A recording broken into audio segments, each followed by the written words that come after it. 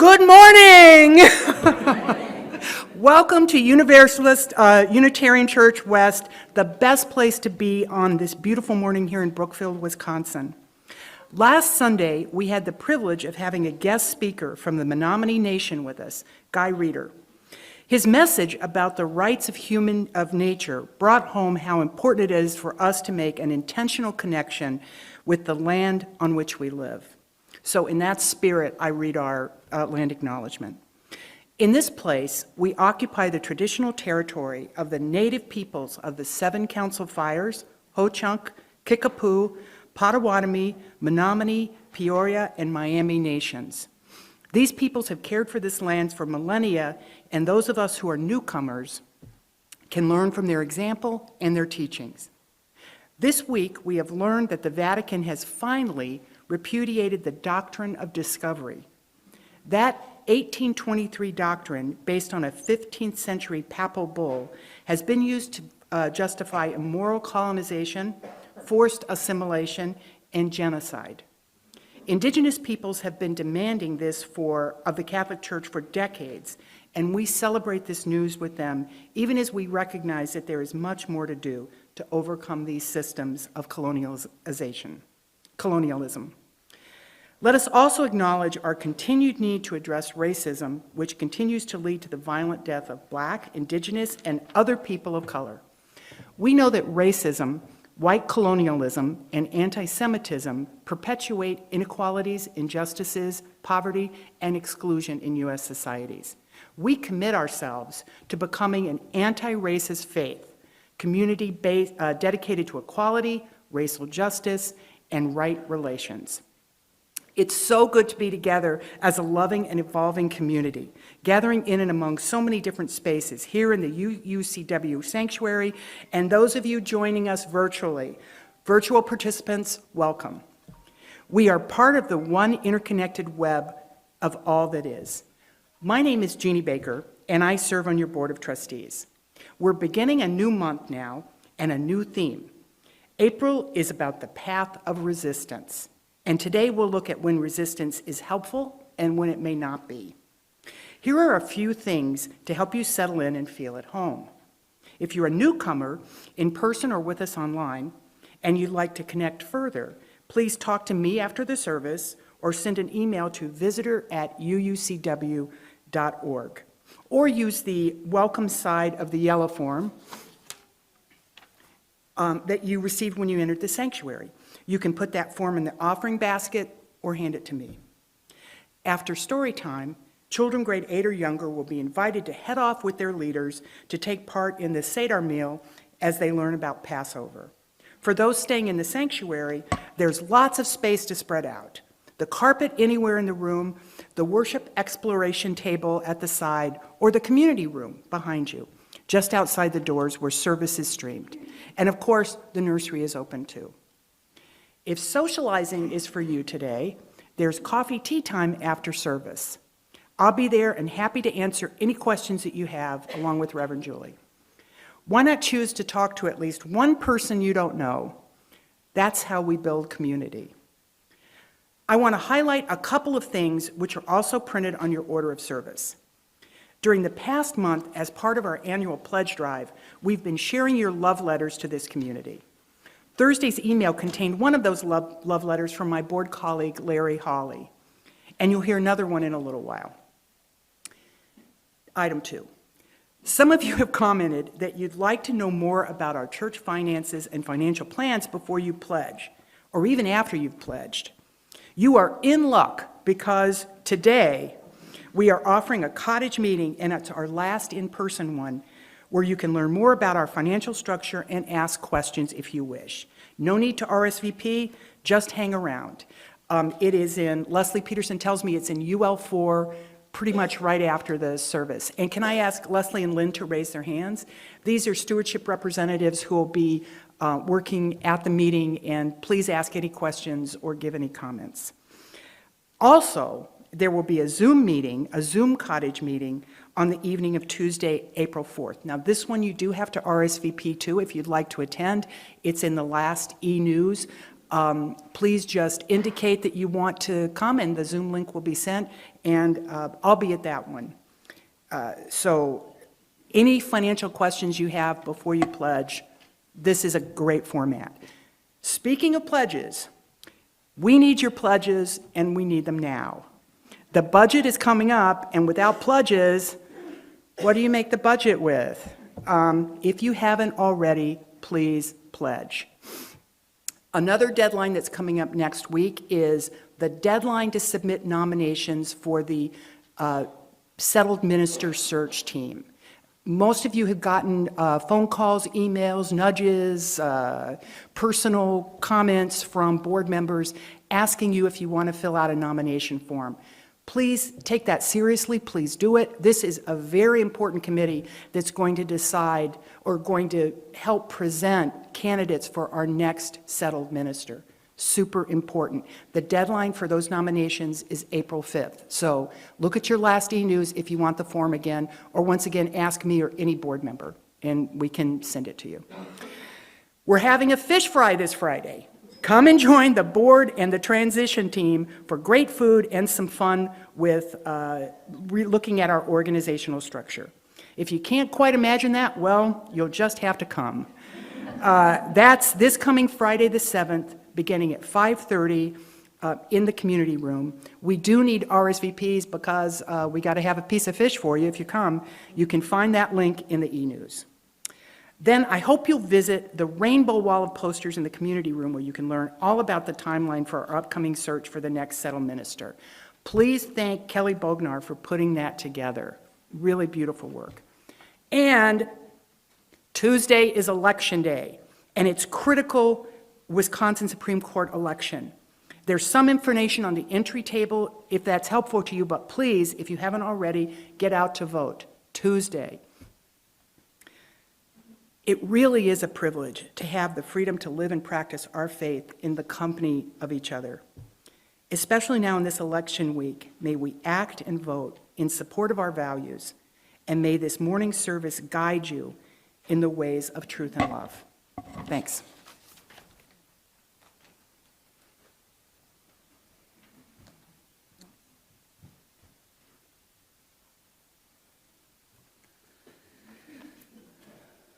That was a lot. There's so much going on, it's so great. Opening words are meant to invoke the Spirit. This morning, may these of Gretchen Haley call forth the spirit of resistance. Although there remains too much evidence of a world breaking apart at coastlines, congressional hearings, and kitchen tables, inside the quiet places of your heart and mine, there resides still the seeds of the longing to return to this knowing that we belong to each other, this earth, this life, to remember ourselves and all of our lost pieces, beloved in ways that cannot be undone, to dwell here in this healing, this hope, this wholeness is our practice of resistance. Even in rage, we refuse to relinquish gratitude or joy. Come, let us worship together.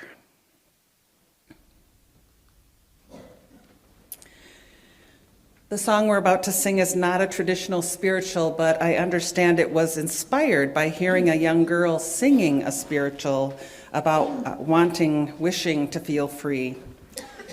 So much of what we must resist are the bonds of oppression wherever they exist.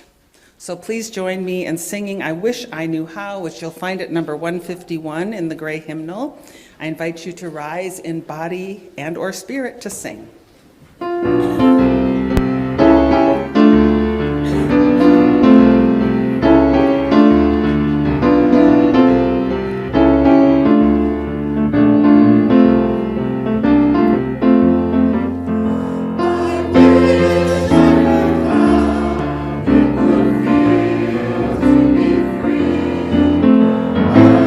I wish I could bring all these days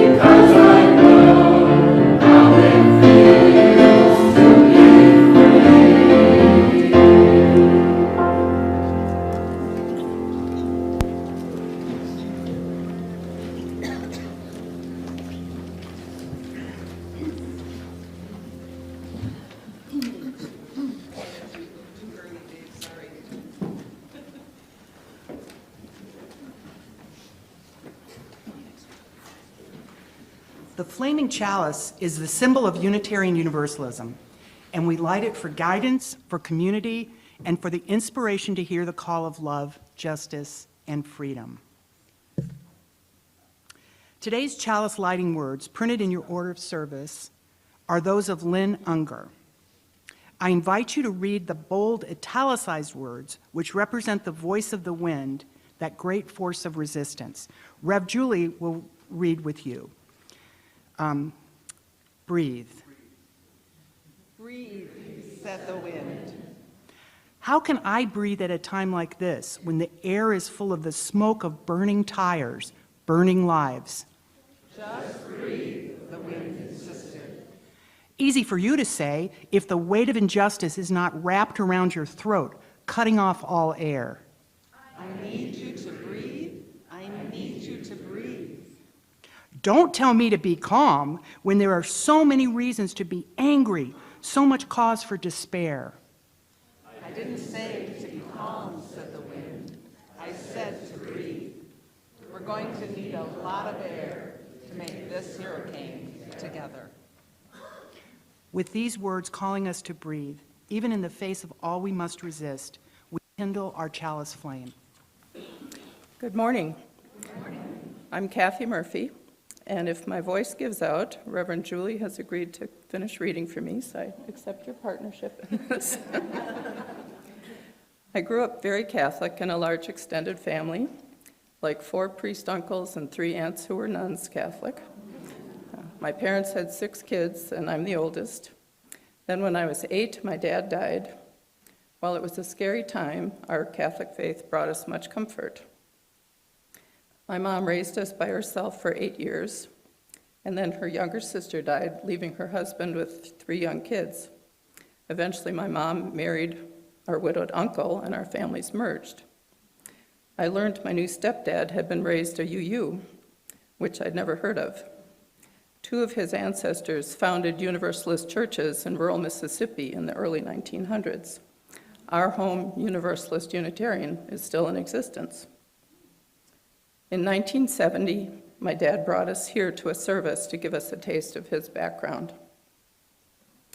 Farm workers were talking about fighting for their rights. I was in college and still content being a Catholic, but that service planted a seed. After college, I had trouble finding a church that I'd feel comfortable joining. I kept hearing sermons on the evils of abortion or why women couldn't be priests. They were losing me. A friend came to visit who had become a UU, and so I brought her here. Marnie Harmony was the minister, and I was impressed with this woman minister and a denomination that seemed so inclusive. I joined here in 1983, and I'm currently the only UU in my large extended family. Here I saw efforts to promote LGBTQ rights. I was introduced to feminist spirituality and the richness of earth-centered rituals through the Cakes for the Queen of Heaven course. I was impressed that the RE curriculum introduces kids to other religions. I found it fascinating that we could have members who were humanist, atheist, Christian, Buddhist, metaphysical, pagan, etc., with opportunities to learn from each other and to respect and appreciate our differences. I didn't have to give up what I still respected about Catholicism.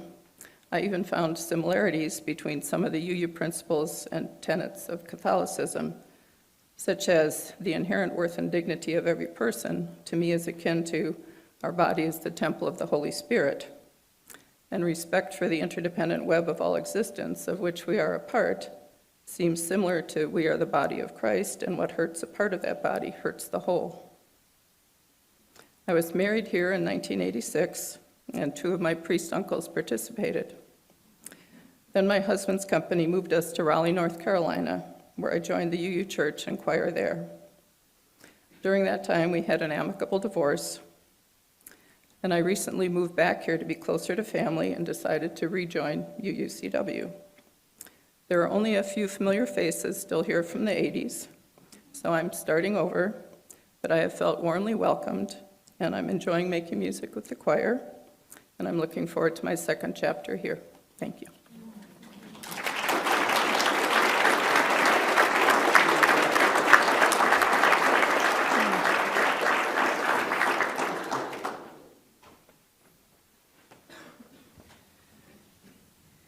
can see I'm a little discombobulated today. I forgot my iPad and it's thrown me completely off to go back to paper.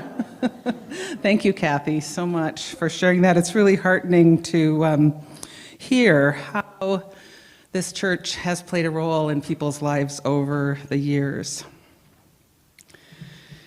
We enter now a time of sharing, our sharing of joys and sorrows, milestones, gratitudes that touch our individual lives and create the connections that help us build this beloved community. During this time, you may share aloud, or you can use the QR code on the order of service or the share side of the yellow slip to share something in writing. And if you need a writing implement, just raise your hand. Someone will get one for you. Or at any time during the week, you can use the link in the e-news to share something. Your vulnerable sharing invites others to share, and all that is shared invites all of us to open our hearts, and opening our hearts creates deep connections. So now you are invited to come to the mic to speak, or you can raise your hand and an usher will bring you a microphone, and I'll light a candle for you as you share. Just remember that what you share will also be heard and held by those who are with us online, and that we'll edit this portion of the service out before we post it on our website. This time is just between those of us who are gathered in this time. And after each sharing, I'll respond with, "We hold you in love," and invite you all to respond with me, "We hold you in love."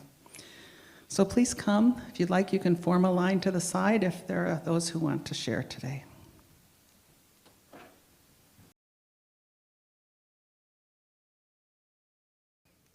I'm going to light a few other candles today. Friday was Transgender Day of Visibility, and this candle is for all of those folks who have taken such a courageous path to live their authentic lives. May we all see them for who they are. We hold them in love. And this is a candle, as Jeannie already said, for the repudiation of the doctrine of discovery. It's just a small first step along the path. That doctrine has created so many laws and systems here in North America, and we have a lot of work to do to change them. So we hold them all in love.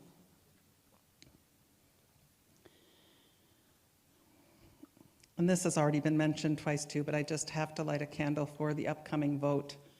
May people get out to the polls and really make a difference. We hold.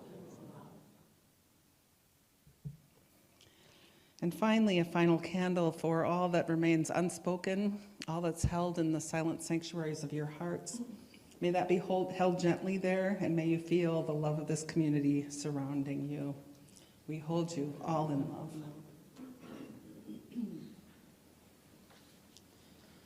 So I'm going to invite you to quietly sing with me. You may stand if you like or remain seated. Joyce Poley's song, "One More Step." It's number 168 in the Gray Hymnal. One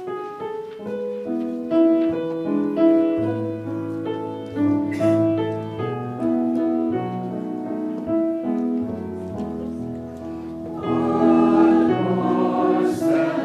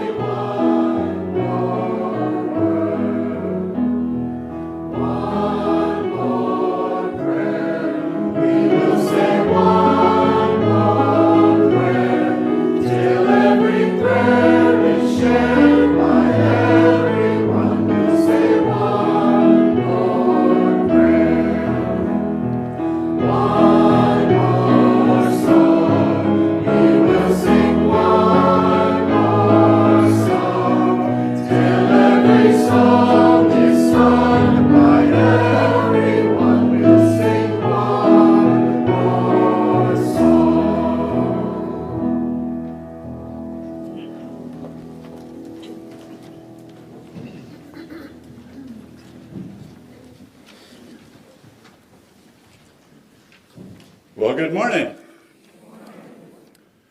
I'm Tom Cruise, and I first joined this church in the fall of 1973, back when I was just a kid. Moved to town here about that time. I was a member here for a number of years. I remember Marnie Harmony. But I moved down to Milwaukee. I joined First Church, was there for about 30 years. Moved to Brookfield. Kathy and I joined this church primarily because of the choir. We both love this choir. At any rate, this wisdom tale was published in Doorways to the Soul, 52 wisdom tales from around the world, a collection edited by Elisa Davy Pierman. It's called The Quail's Song. Once a hunter spied a flock of quail who were feasting in the tall grass at the edge of the forest. With one swift movement, he had caught them all in his net. He took the birds home and put them in a cage at the back of the house. The poor birds walked round and round, crying and crying. And whenever the man came and tossed in seeds, they greedily pecked them up. All but one bird. There was one bird in the cage who refused to eat and grew thinner and thinner. At last a day came when the man planned to bring the fattened birds to the market to sell. He looked carefully into the cage, inspecting the quality of his flock. When he noticed the thin bird, he opened the cage and took it out to examine it more closely. "Why, you're nothing but bones," he said. No sooner had he spoken than the bird flew from his hand to the safety of a nearby branch just out of his reach. The other birds looked at their free sister and cooed sadly. The free bird sang back, "You ate your captor's food, and soon you will die. I refused my captor's food, and now I am free." Every decision we make, whether intentional or unconsciously, has some consequence. The question is, how can we know when to act and when to refrain from acting? When to resist and when to refrain from resisting? Those questions lie at the heart of this service. Thank you.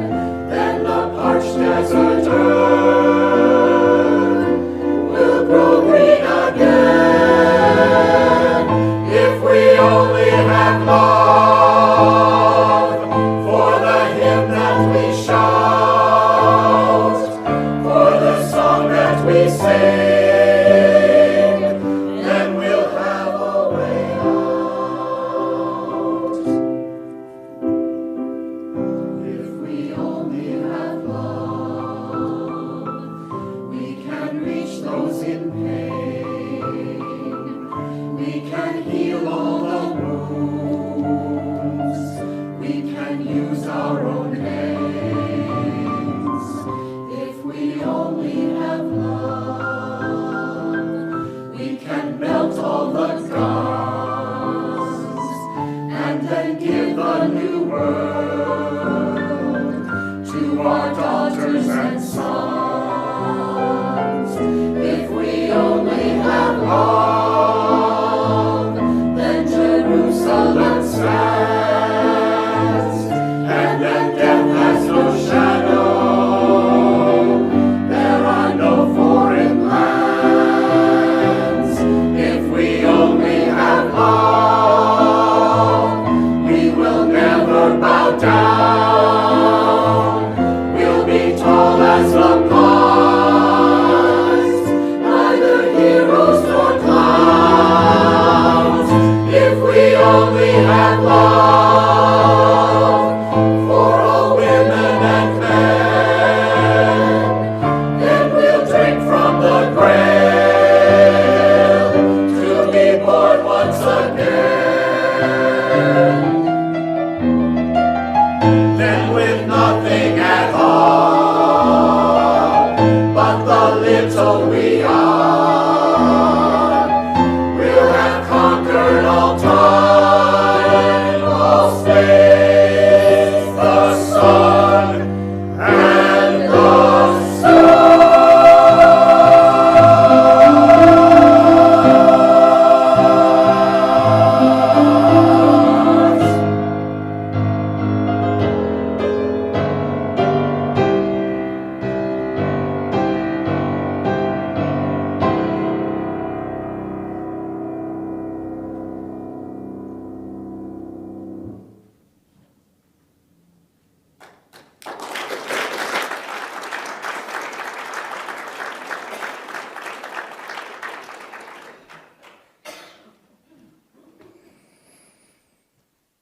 Thank you. Maybe like always, today's message is really for me. Maybe just me, I don't know, you'll have to see. Because one of my least enduring qualities, and you can ask any of my friends about this, is my defiance, my resistance, my stubbornness. However you want to look at it, I know resistance well. Whether it be the kind of righteous resistance that tries to speak the truth to power too loudly, or as is more often the case, the kind of resistance that says, you can't make me, you're not the boss of me. I know resistance well, so I'm just going to have a little talk with myself about that today, and you can listen in if you want.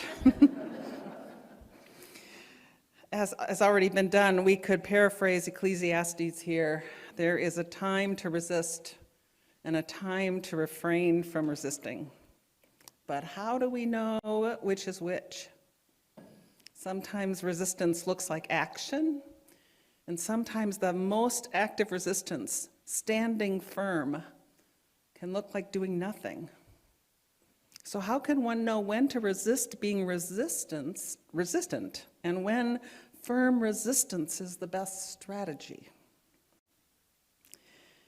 You know, like that quail who chose to resist eating the food of the captor, kind of left with multiple choices, to act as resistance, to act as in resistance, to act in compliance, to resist with my inaction, or to resist in ineffectual ways. In any case, I've learned that my resistance leaves some kind of mark on me. It can leave me feeling righteous, kind of self-righteous sometimes, or bullheaded, or ashamed of my inaction, or sometimes, hopefully, I can even feel like I've contributed to something, even maybe to liberation. When Dave and I were looking at possible stories for today, it seems that resistance stories for kids were either about trying and trying and trying, as with Jahari in today's story, or about being unreasonably stubborn, or about having courage, like standing on a diving board and yet resisting jumping in. And that got me thinking about the Passover story, the Exodus story. a story of an enslaved people wanting to flee or to fly, though the path to taking flight was not very clear. We are in Passover season, and each year Jewish people celebrate their freedom by reading the Exodus story during the Passover Seder. Now, you may or may not be familiar with this whole story, that time from the very beginning when the Jews were enslaved in ancient Egypt to the time they were miraculously crossed the Red Sea. It's loaded with examples of resistance. Moses' mother resisted Pharaoh's orders by hiding in a basket in the bulrushes. Pharaoh's daughter resisted her father's objections to raising Moses as her own. Moses resisted the slavery of the Jews, and his resistance forced him to flee. But then, while he was away, he resisted God's instructions to go back and tell Pharaoh to let his people go. It's that song we all know, "Let my people go." Moses was not really interested in doing that. And ultimately, Pharaoh resisted the truth of the coming plagues, and then he resisted seeing the harm that they were causing his people. And the Jews resisted Moses' instructions to get their things together and run. And then, facing the Red Sea in front of them and the Egyptian army behind them, the Israelites resisted Moses' orders to move forward into the sea. It's kind of an epic story of resistance. And maybe like me, you're now picturing Charlton Heston as Moses, standing with his big outstretched arms, ordering the sea to part. Well, that's just one version of the story. I don't know if you've ever heard this joke. It's familiar to me, having come from Canada. But how do you get 50 Canadians out of a swimming pool? Anyone? You know the answer? Well, you just say politely, "Please get out of the pool now."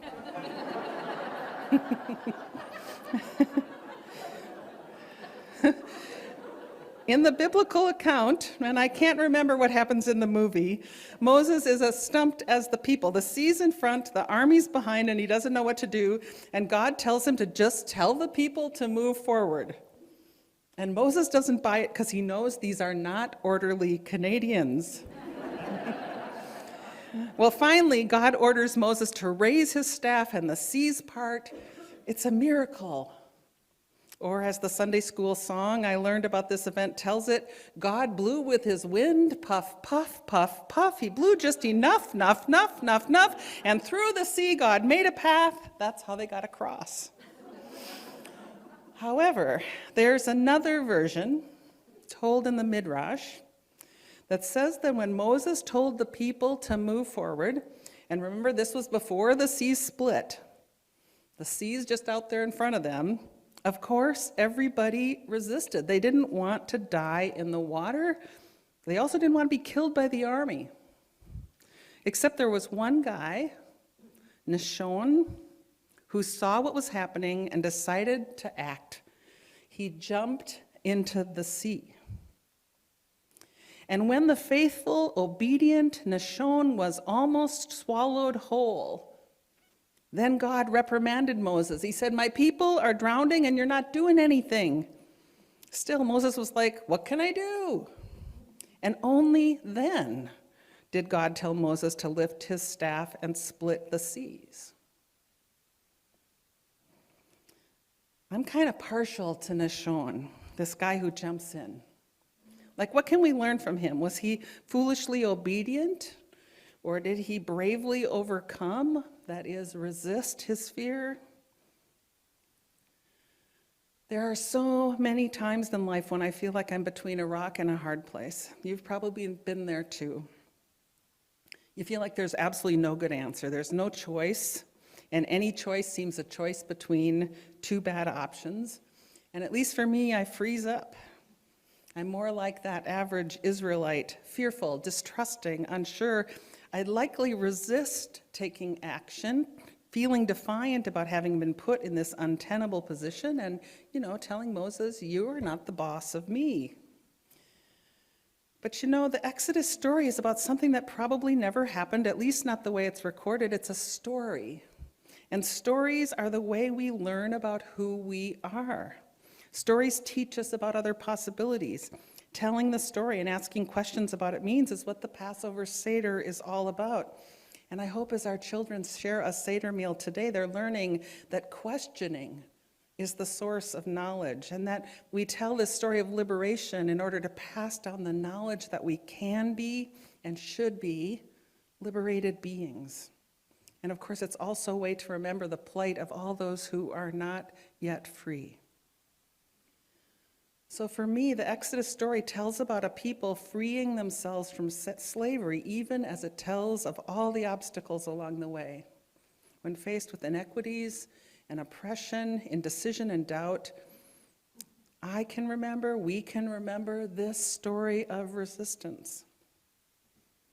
So should I resist or should I refrain from resisting? When does resistance get in the way? When is resistance the best course of action? So I try to put myself in Nashon's shoes or sandals, whatever it was. The way I see it, he was a kind of take action guy without really any power in the situation. You know, he's there in the crowd, maybe overhearing Moses' deliberations, watching the situation become more dire.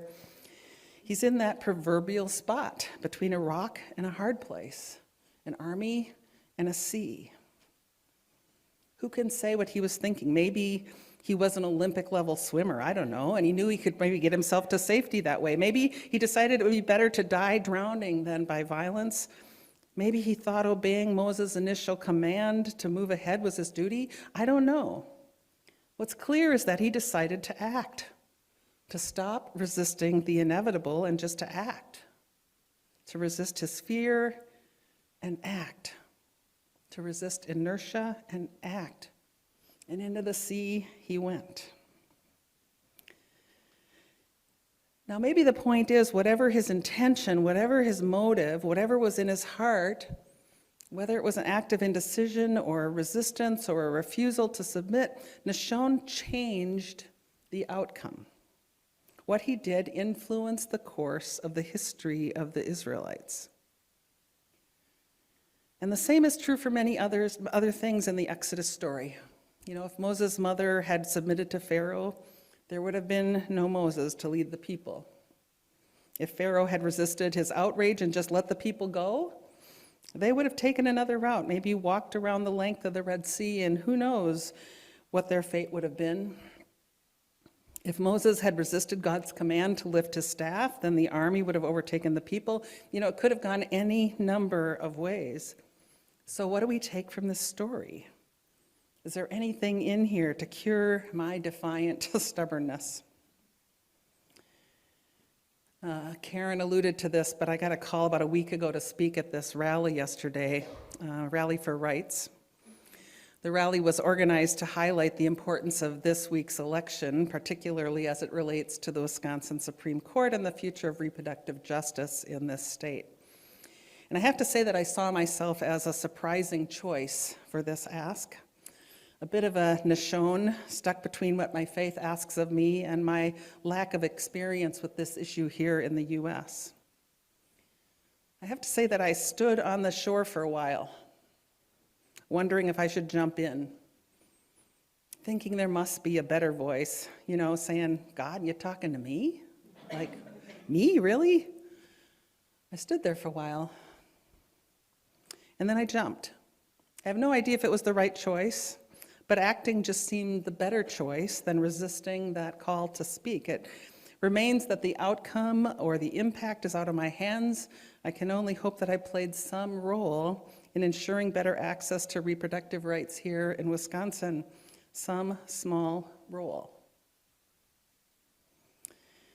Ultimately, it was up to me and my conscience, up to me to listen to that still small voice within, up to me to pay attention to the call and then to discern if I should answer, up to me if it mattered to me to do it or not to do it. What's my part? You know, remember, getting across the Red Sea was just one small, if very dramatic, part of the Israelites' journey. The same is true for us today. It is a long road to freedom, and I'm not on that journey alone. Still, I want to do my part. I want to resist the impulse to resist. I want to know that I can act and then do it when I'm called to do that, whether that be by moving forward or by standing my ground. You know, the key in that personal discernment, even while accepting that I can't control the outcome, the key is that it's mine to decide. And indeed, whatever we do is a kind of resistance to the flow of what would have happened if we weren't there. Whatever we do, whoever we are, changes the flow. And isn't that our birthright as humans, the power to act and to have impact and to matter? And isn't that what we're asking for in this election, that each of us have the right to make decisions for ourselves, to listen to our own gods if we have them? And I just want to say, just following up on listening to the song that our choir sang, such a beautiful song. That's such a wonderful way to think about when to act. If I only have love. If I only have love, it will really change the decision that we make. It's so important. In the words of Edward Everett Hale, I am only one, but still I am one. I cannot do everything, but still I can do something. And because I cannot do everything, I will not refuse or resist to do the something that I can do. Unquote. Let me not resist what is mine to do. May it ever be so. Amen.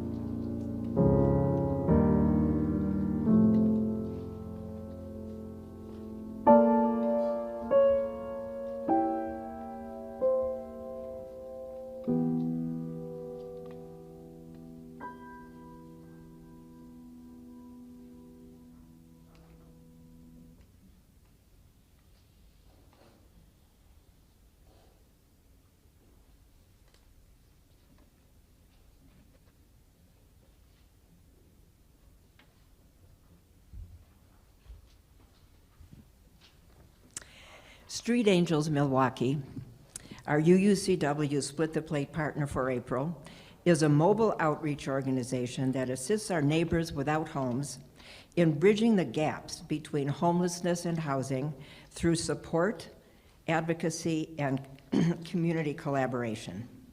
Today, we welcome Eva Welch, co-founder and director of Street Angels, who will tell us more about the great work they do. Thank you, Kathy. Thank you. We're so proud to be here and honored to be here. I'm here with Shelley Saracen, who is our other co-founder and executive co-director of Street Angels. As Kathy said, we are a homeless outreach organization that goes out 3 nights a week, and we provide hot meals and bag lunches and items that folks may need to survive outside. Street Angels has 2 main objectives. The first one is meeting people where they're at and providing the items that will prevent suffering from hunger or exposure to the elements. So that's where the hot meals and the bag lunches and the bottled water and the blankets and the tents and the clothing come in. Our second objective is to make sure that we're connecting with people on a deeper level. We're earning their friendship, we're earning their trust, and we're eventually getting them connected to the services that can end their homelessness. In Milwaukee, despite the best efforts of all of the homeless service agencies that are out here, it can be difficult for individuals to obtain a shelter spot and housing. So Street Angels' mission is to support people during that interim and to advocate for them to make sure that they are being connected to those services. Currently, we're seeing anywhere from 70 to 100 people every evening that we go out. During the summer, that is expected to go upwards to 250 to 300 people per night. So I'm actually very moved by this service. This is actually my first experience at a Universalist church, and you may have planted a little seed because I'm just sitting here in awe, like, this is what we do, this is what we talk about, this is what we say. The most important thing for us is providing people with hope. I don't know if you've seen Shelly's sweater, but she has on one of our sweaters, and our motto is that we're hope dealers. When we started this mission, it was solely from cooking in my kitchen in the back of Shelly's car. It was never meant to be our jobs. And even to this day, even though we are full-time Street Angels, it's a passion. It's a passion to help people. And we couldn't do it without community support. So again, we're honored to be here and share our mission with you. We are 100% community supported through many churches and philanthropic foundations and corporations in Milwaukee. So it's all about connection, right? So we're very honored to be here. We do have some brochures that we'll be leaving, and we're gonna try to stick around for a couple minutes after the service, so if anyone has any questions for us, sorry, we will be here. So thank you again.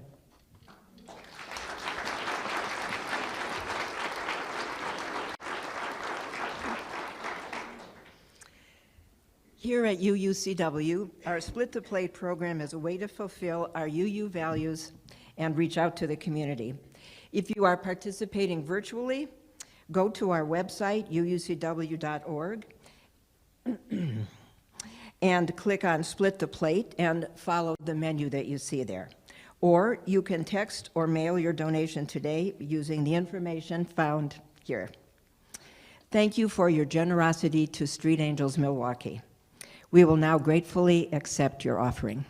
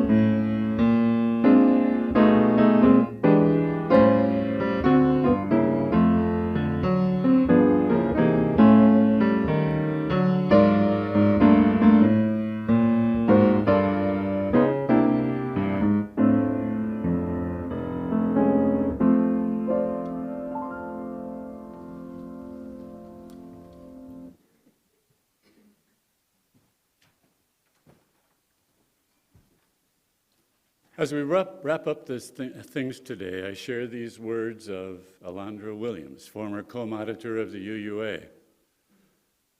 If we believe in the promise of our faith, we must continue pushing forward, even if the reality makes us want to give up. There is no one-size-fits-all solution or model, but there are many paths forward based on context, relationships, and place, like connections.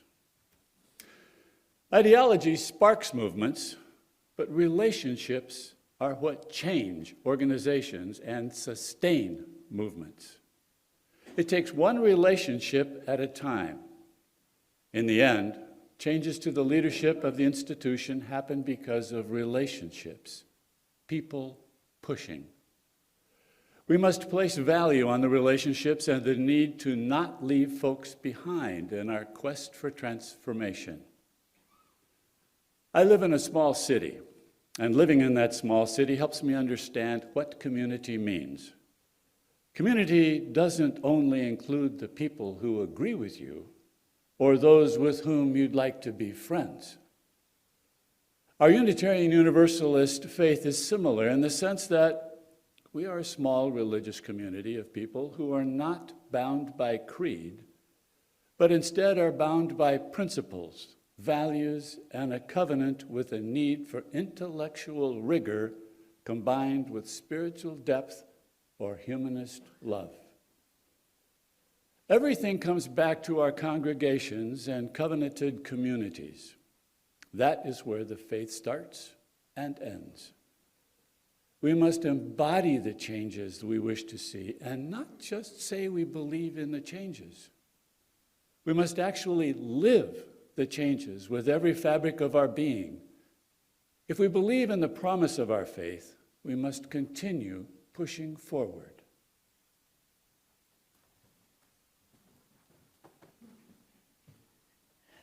Thank you, Tom. So let's sing as we prepare to head out into the world. Pick up a gray hymnal and turn to number 170. We are an angry, gentle people, reminding us that together we can act and resist whenever acting and resisting is called for. Let's sing. 170.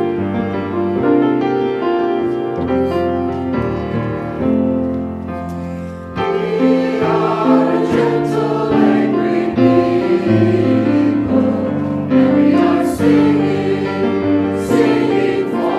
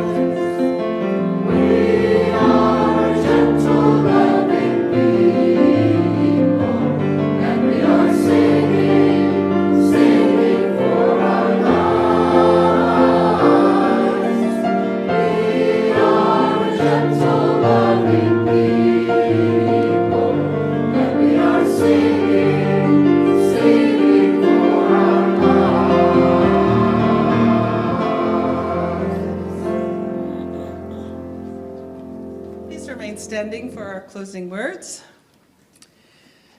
Our closing words are those of Israel Bafardi. And we listen to him here at the end of this special hour together, hopefully feeling the blessings of having spent this time together. So I invite you to just take a look around and offer a prayer of gratitude for all that we have, all that we are, all that we can be. I'm so thankful for our time together. It matters. It changes us. Here are Israel's words. The struggle continues. The road that lies ahead of us is a long one, and the pace of progress will sometimes feel glacially slow. Never forget that glaciers over time can carve out Grand Canyons and Great Lakes. Moving tectonic plates can rise up mountains over millennia, or they can explode awe-inspiring volcanoes in milliseconds. My friends, never forget what we can do together. Our commitment to love and justice can be done. Blessed be. Ashe and amen.